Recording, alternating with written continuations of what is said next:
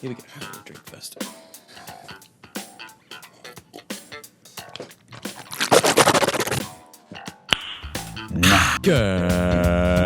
G'day guys and girls, my name's Isahooten and welcome to the Pumpkin Moon versus Frost Moon comparison.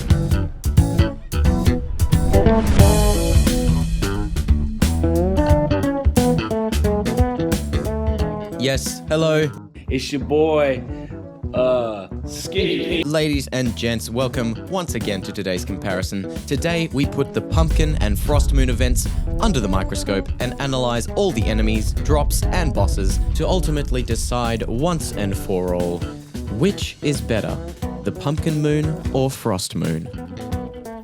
So in today's behemoth of a comparison, we'll be not only looking at all of the unique enemies and drops from both of the events and seeing which kind of playstyle these would be best suited to, we will also be looking at the general feel and playstyle of both of these events, and then finally make our decision.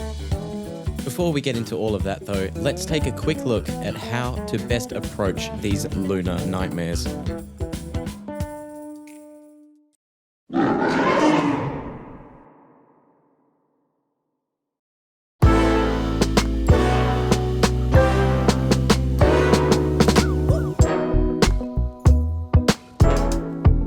Now, as most of you probably already know, but may need some reminding, both the Frost and Pumpkin Moon events are very unique events in the sense that they are wave-based, meaning that only certain enemies spawn at certain times. Enemies have their own amount of points, with bosses counting for more points than smaller, less important enemies, and the waves progress by acquiring a certain amount of these points.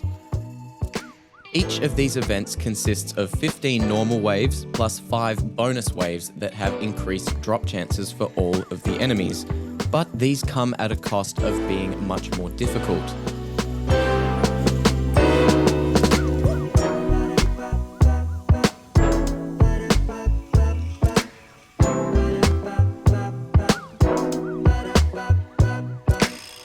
Either of these moon events can be summoned at exactly 7:30 PM on any given day, as this is when the night technically starts in Terraria, but you need to use the unique summoning items for each event. The Pumpkin Medallion for the Pumpkin Moon, and the Naughty Present for, yep, you guessed it, the Pumpkin for... Shit. Both of these events are only summonable after Plantera, which means that you know they mean business.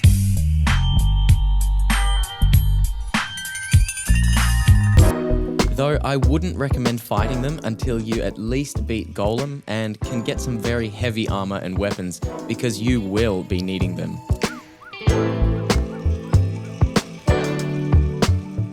Potions are a must as well. You can't go wrong with a regen and iron skin potion in my opinion, as well as any other potions you guys like to use. Pretty much the more the better.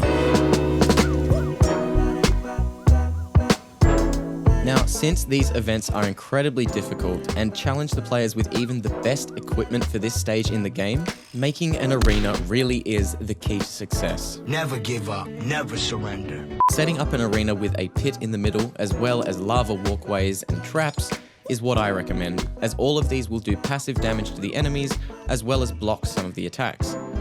Having said that though, don't fill the lava traps up too much, otherwise they will destroy a lot of the items or drops that you may get. Setting up traps with some wiring is another good thing you can do to just up that passive damage, but of course these are able to damage you as well, so be sure to steer clear of them. Of course there are many different types of arenas you could use, so let me know in the comments what works best for you and maybe help some struggling Terrarians out there.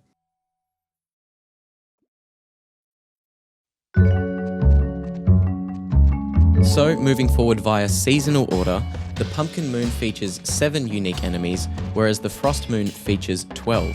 All of these enemies have been split between small, medium, and boss-type enemies. Firstly, the Pumpkin Moon features 3 small enemies. Now, these are all fast fighter melee-type enemies that can do anywhere between 52 to 100 damage in normal mode and 90 to 150 damage in expert mode. I would say that the Hellhounds are most worth looking out for here.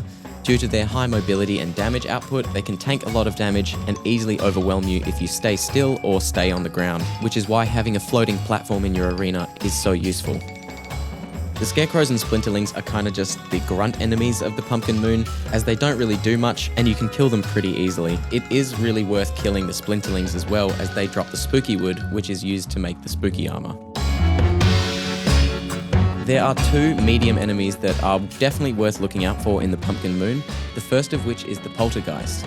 Now this is a wraith type enemy that looks like it's doing the Homer Simpson spinny dance. You know the one I mean.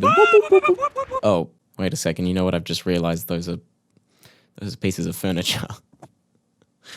I'll show myself out now. Definitely worth looking out for this enemy though, because it can sneak up on you if you're not careful, and it has pretty high health, but I guess fairly low damage compared to the other enemies. The pumpkin-headed headless horseman is another enemy that is worth looking out for, as it is immune to knockback and always rushes your character, so it can close distance on you very quickly and deal lots of damage. Of course, this enemy has tons of health, and its knockback immunity means it's very hard to avoid as you can't stop it. It's basically like using a handgun on a freight train.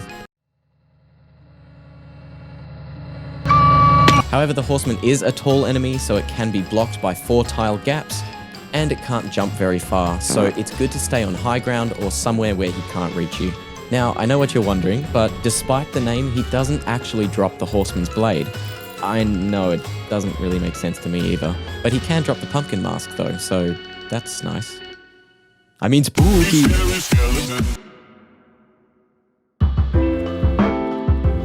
Moving on to the Frost Moon, the first thing you're going to notice is that there is a lot more variety in the AI types. However, they don't feature any unique drops other than coins. Across the board, the small enemies can deal 52 to about 100 damage in normal and 78 to 180 damage in expert mode, making it slightly more dangerous than the Pumpkin Moon just by the stats.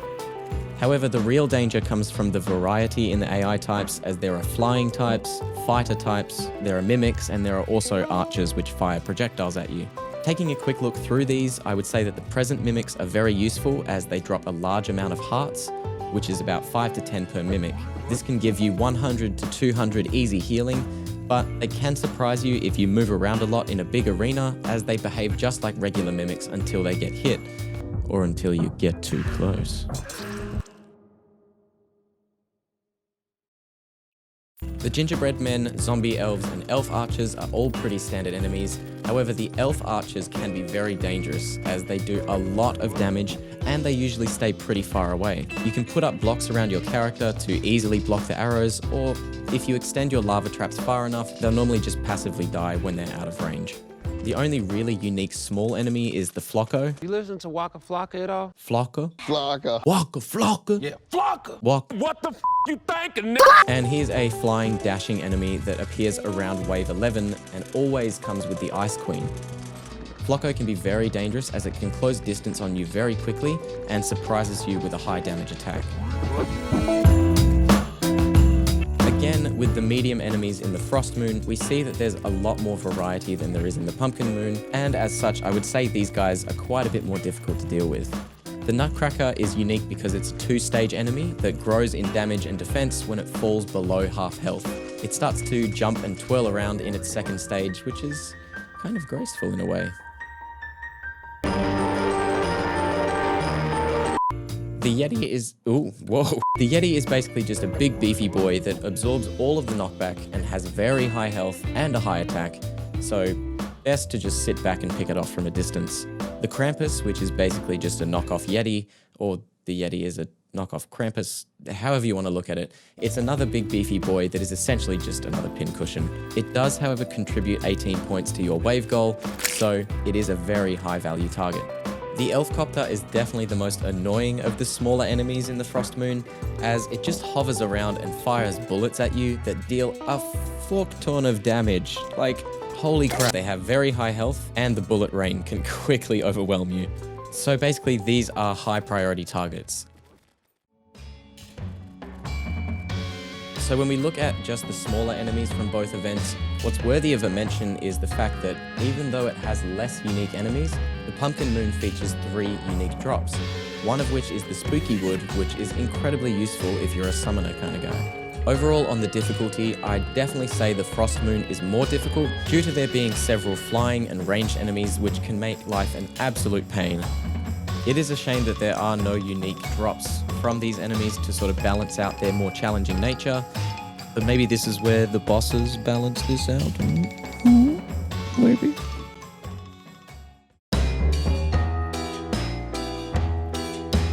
In the Pumpkin Moon, the first boss that you're going to encounter is the Morning Wood, which is definitely the best named enemy in both events by far.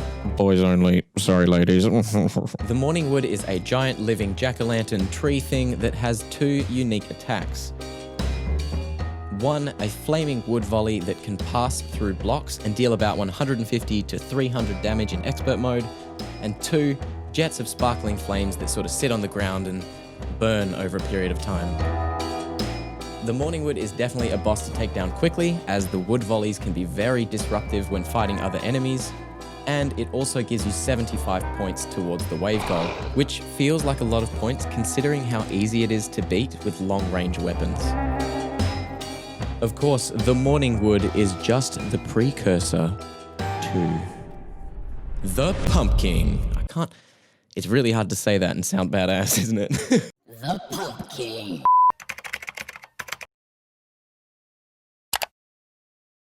The Pumpking. Le Pumpking.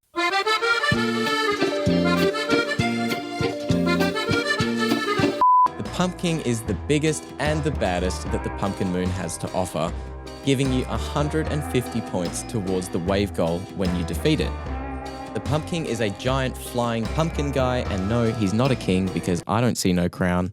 Highness, I'm sure it's not that noticeable. The Pumpkin quickly becomes a nuisance as soon as he spawns and really takes up a lot of your attention due to his massive damage output and can easily overwhelm you if you're not ready. He attacks with 3 randomly sequenced, unique attack patterns that are indicated by his expression. Let me break them down for you. The first mode is the most iconic of the Pumpkin, and I call it Angry Mode because as soon as you see that sinister grin on his face, you know that means he's getting ready to slap the absolute shit out of you. I'm gonna slap some sense into you! The scythes behave quite similarly to the Skeletron hands, swinging at you intermittently, but quite a bit faster. Then after that, out of nowhere, Pumpkin will just charge you until he changes modes. When he looks like he's just zoning the frick out of this planet, Pumpkin is actually just activating his aimbot, because this is where he starts firing projectiles at you. Aww, shit. The projectiles that emanate from his hands are basically just demon scythe-like projectiles that sort of stay in place at first and then accelerate towards your position for a whopping 120 to 240 damage in expert mode. That's a lot of damage. The final mode I call the Buster Nut mode, because, I mean, just look at that face. Plus, this is where the Pumpkin just sort of dribbles out his fire projectiles that kinda just do nothing.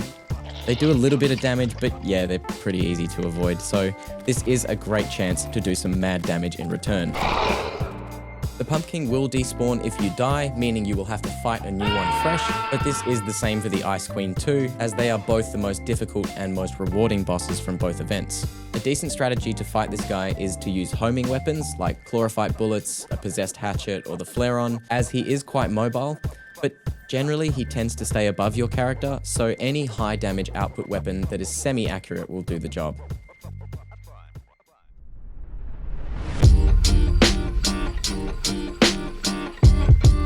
Onto the big bad boys in the Frost Moon. Firstly, we take a look at the Everscream. The Everscream is essentially the Frost Moon version of the Morning Wood, as they have the same movement AI. However, it is so much easier to fight. The Everscream fires pine needles and exploding ornaments, but all the attacks are very limited in range, so staying high above this guy and using ranged weapons easily trivializes the fight. Having said that, getting caught in the pine needles can be deadly, as they deal about 172 damage in expert mode and can deal damage very quickly due to the absolute barrage of projectiles.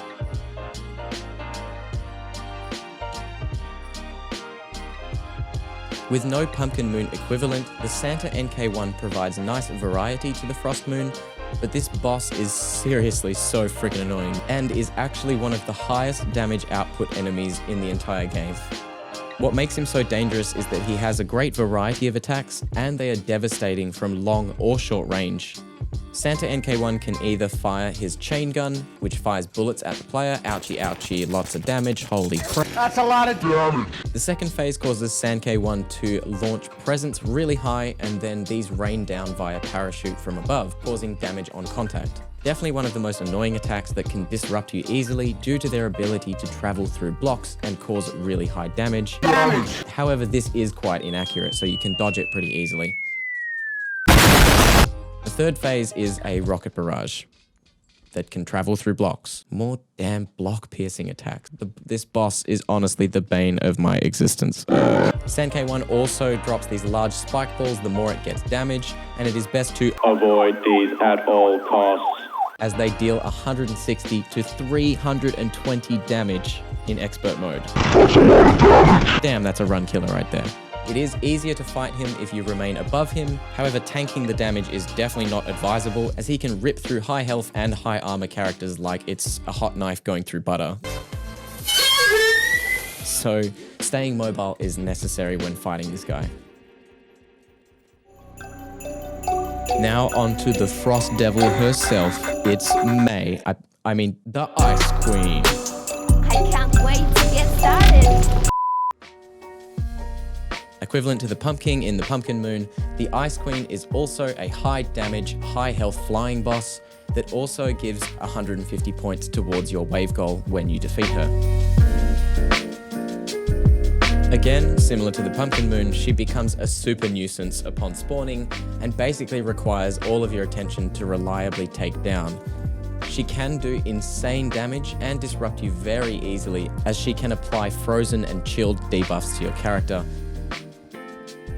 The Ice Queen has 3 randomly sequenced attacks as well, the first of which being she will sweep across the screen from left to right or right to left while shooting frost waves at your character. These deal a lot of damage on contact and has 100% to chill your character, which basically slows you down for about 10 to 20 seconds, and has about a 16.5% on average chance to freeze you in place for up to 1 second, leaving you incredibly vulnerable. The second unique attack that she will do is hover over your character while raining down frost shards below her, and all of these frost shards have about a 1 in 3 chance to chill your player for, again, 5 to 20 seconds. Her final attack is that she will remain stationary while spinning in the air and shooting frost shards in all different directions. The more damage she is, the more shards she will fire. However, these attacks can be pretty easy to avoid, and this is a great chance to do some big boy damage on this thought. Be gone! Whilst being incredibly annoying to fight because of all these frozen and chilled debuffs she can give to you, an instant counter to this is a warmth potion. Whilst requiring a bit of fishing to craft, the warmth potion is able to reduce damage from all cold-themed enemies by 30%, and it also cancels any cold-themed debuffs you may receive from these enemies as well. This makes fighting the Ice Queen a hell of a lot easier as you are able to have full movement speed while fighting her. Without a warmth potion, she's definitely more difficult than the Pumpkin, but I think she's actually about the same difficulty as the Pumpkin if you counteract her debuffs.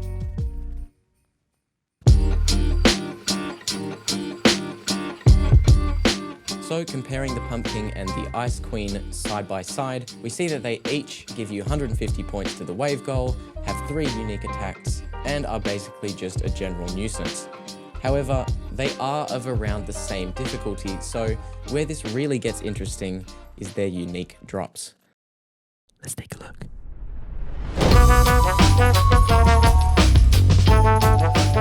Before we get into the drops, I will just mention that it is really worth doing these events in an expert mode world. Even though they become significantly more difficult, the drop rates are more than doubled on most of the waves, meaning that you're pretty much guaranteed a boss's drops if you manage to kill it when you get to wave 10 and above. Unless you're a little bit. From the small and medium enemies from both events, we can see that the Pumpkin Moon features just more unique drops. The best of which is definitely the Spooky Wood. It's one of the best summoner armor sets in the game, giving you 4 total minions, plus 58% damage for your minions, 27%. It's a pretty damn good armor if you're a summoner character. However, it does require 750 Spooky Wood to craft the full set, which is around 300 Splinterlings or 19 Morning Woods on average. The Frost Moon is pretty useless in terms of loot from normal enemies, as in nothing but an elf costume. Ew, that's it. However, both events really are about the boss drops, so this doesn't really count for too much.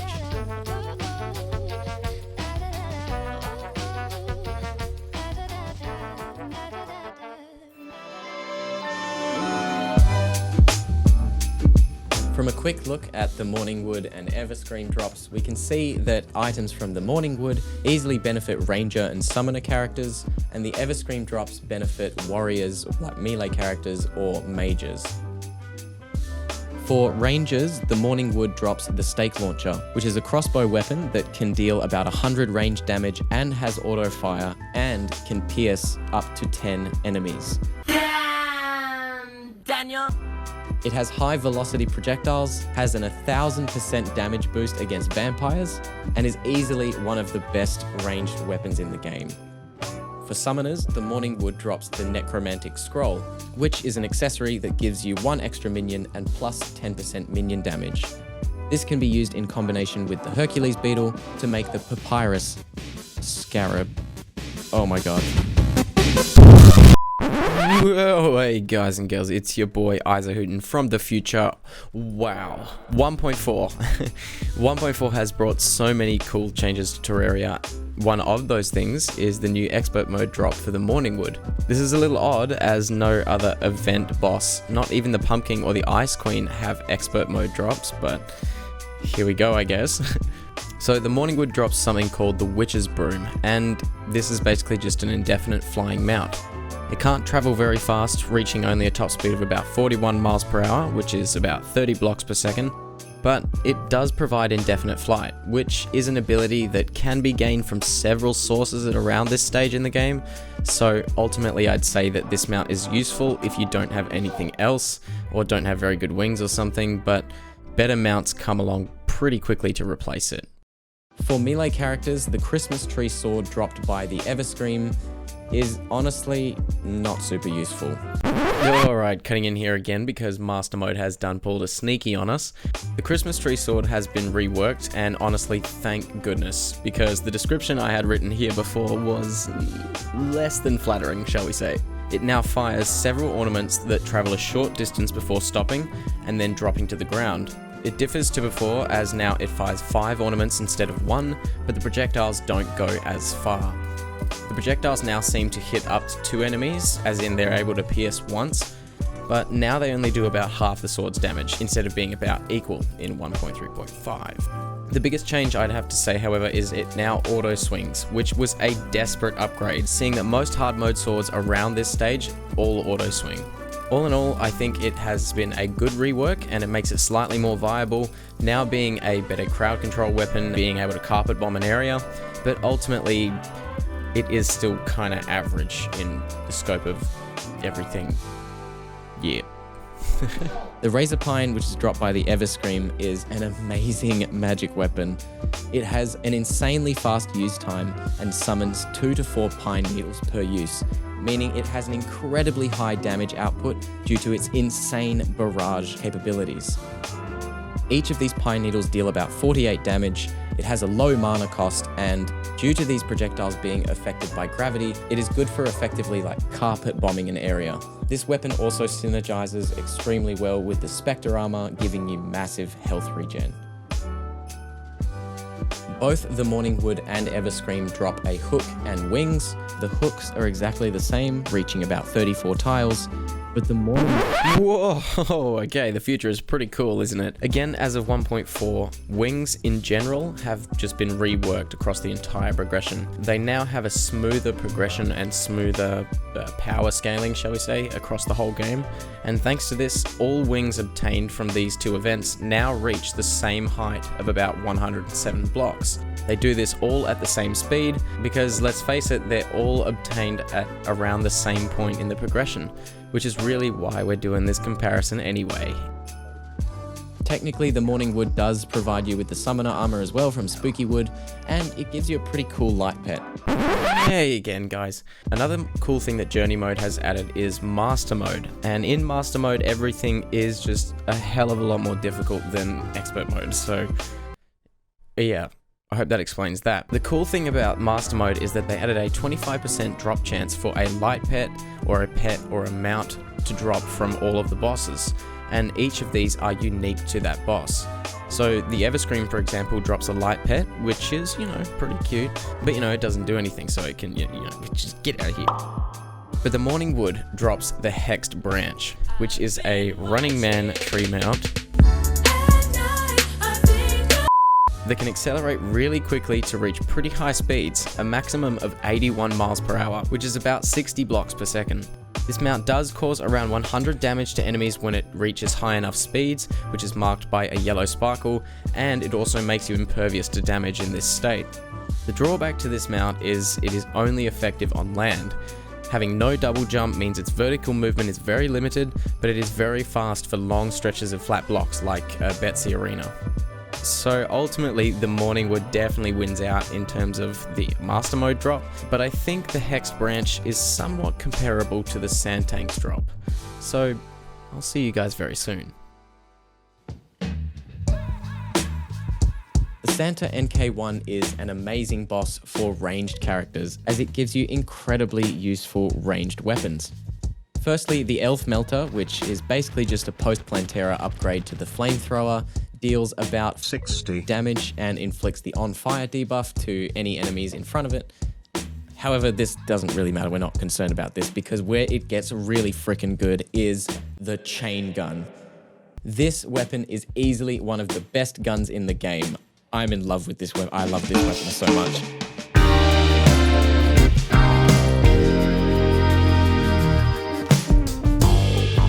The Chain Gun deals 31 base damage, which you may not think is a lot. However, it has an insanely quick fire rate, one of the quickest in the entire game. This, combined with the fact that it has a 50% chance not to consume ammo, makes this weapon an easy contender for the best gun in Terraria. Having said that, it is highly inaccurate when you use normal bullets. However, using Chlorophyte bullets easily counteracts this, as they have a homing capability, and this gun can easily be used in place of the Vortex Beater or the SDMG. Even though it has worse damage and accuracy and ammo consumption, it has a lot quicker fire rate, meaning it can do about the same damage output as both of these weapons. Okay, dropping in again, from the future. The toy tank mount that the Sand Tank can drop is such a fantastic addition, and honestly, it's kind of perfect for this boss. The mount is basically a mini Santa NK1, in that it fires bullets and rockets at enemies in front of it. The bullets and rockets can deal on average about 100 damage with high accuracy, and the rockets having a homing capability. The mount can travel about 30 blocks per second, it can double jump, meaning it is quite mobile for being able to deal this much damage. Honestly, I think it's just so cool, and it's a great mount to use in events or against bosses, and man, I just love to picture myself as being in that Fury movie, and Brad Pitt is next to me, and he's consoling me with Bible verses and righteous speeches, and yeah, blood and guts and explosions and stuff. Let's go to the next section. The Pumpking has more drops than the Ice Queen, so already that is a big plus for the Pumpking. However, let's take a closer look at each of these weapons by class.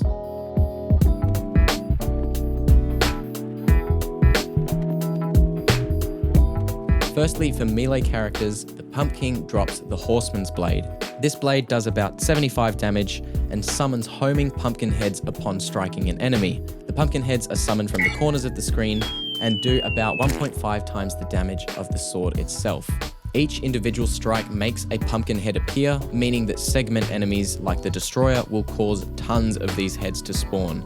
It is also very useful against large groups of enemies due to this ability, even if it is sort of slower and has a less damaging swing than most hard mode swords at this stage. And a cool feature is that it is auto swing, however you can't change directions while you're swinging, so you can basically do the moonwalk.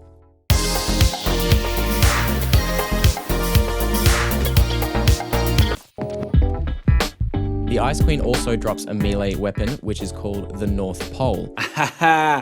Hey, it's your boy, Skinny Penis.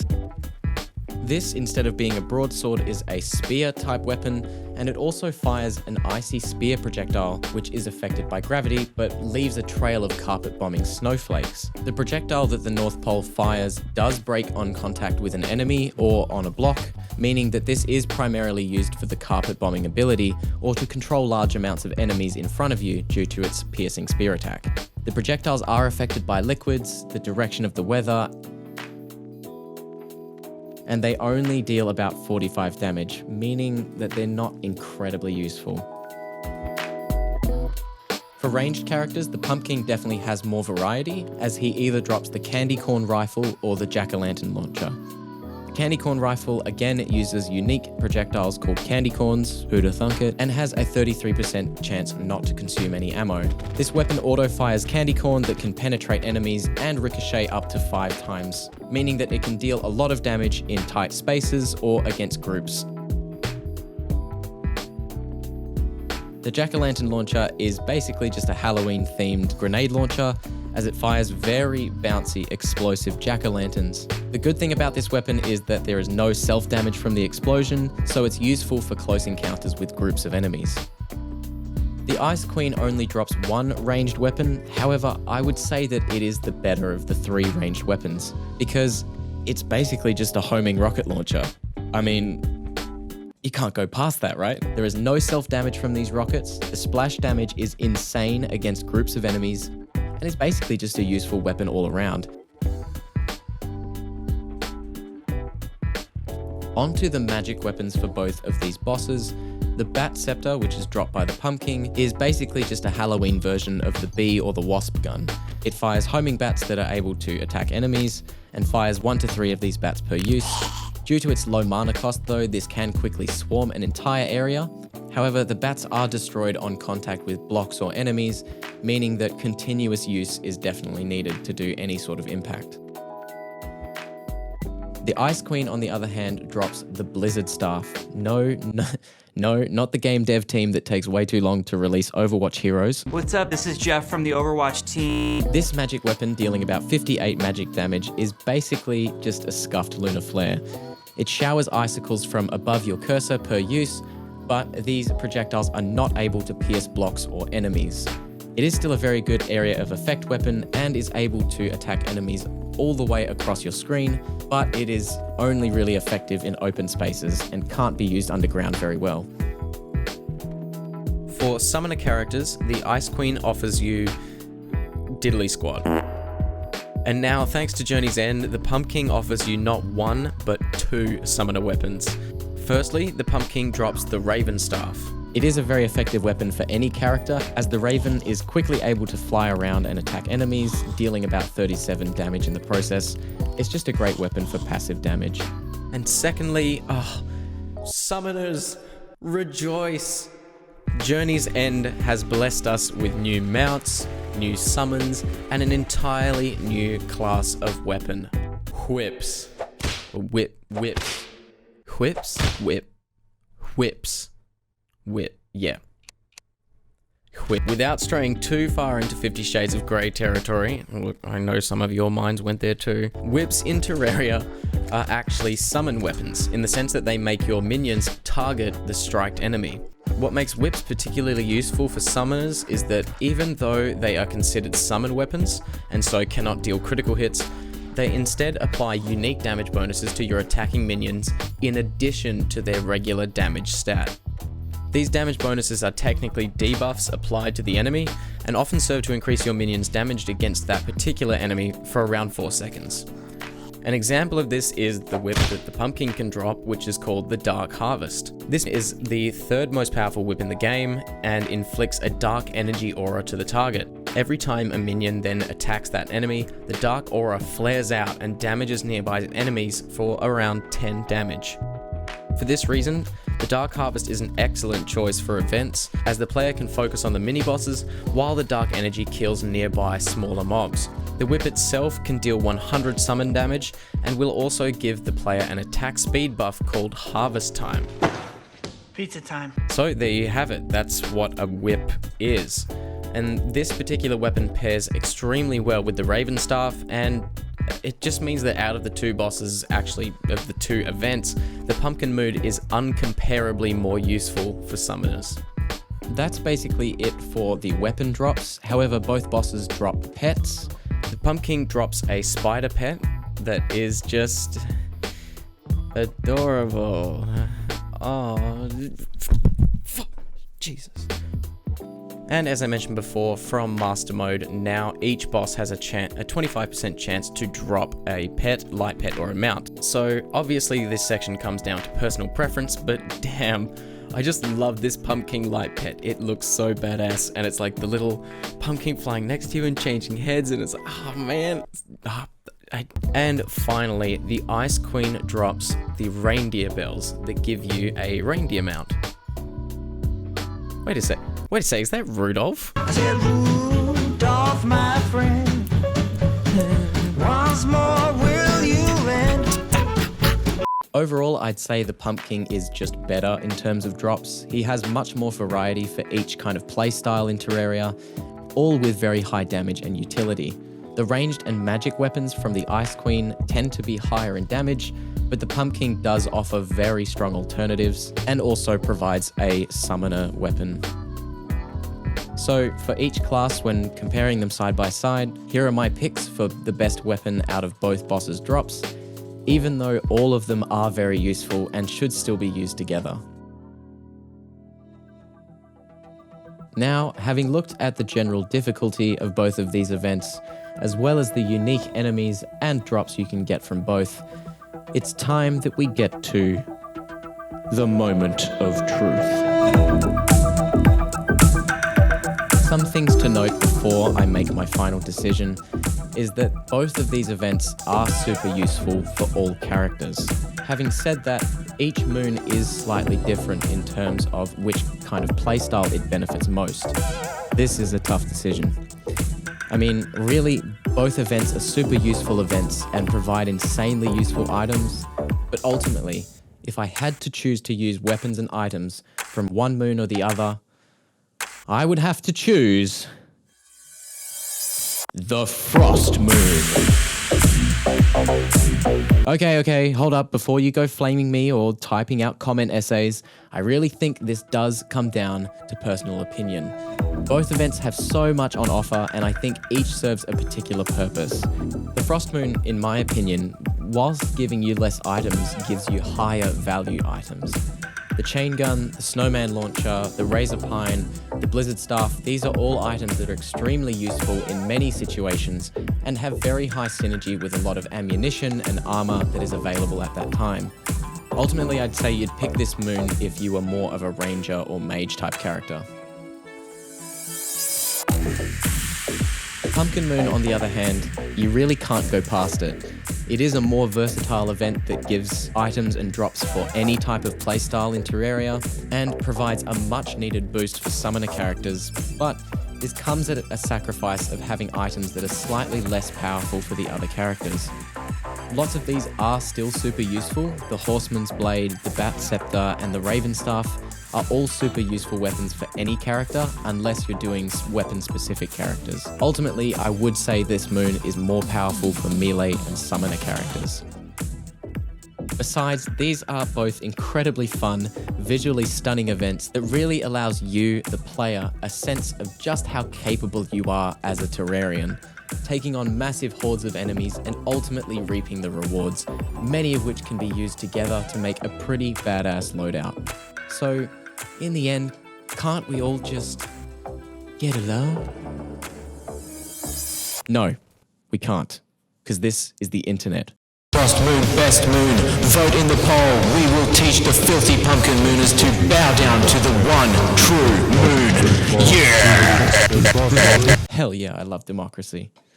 Gentlemen, this is Democracy Manifest. Anyway, guys and girls, thank you so damn much for being part of the Pumpkin Moon versus Frost Moon comparison today. I hope you all enjoyed and found it to be somewhat accurate. These events really inspire a spooky yet joyful feeling of dread as you play them, and they're so much fun to retry just to see how powerful your character has become. I probably don't need to say this, as most of you have probably already done this, but let me know your thoughts on both of the events and why which one is your favorite. Who knows, maybe you'll change some people's minds. I doubt it, but, you know, maybe. Maybe. Anyway, that's all from me today, guys and girls. Have a good one, and I'll catch you all in the next video. Bye-bye.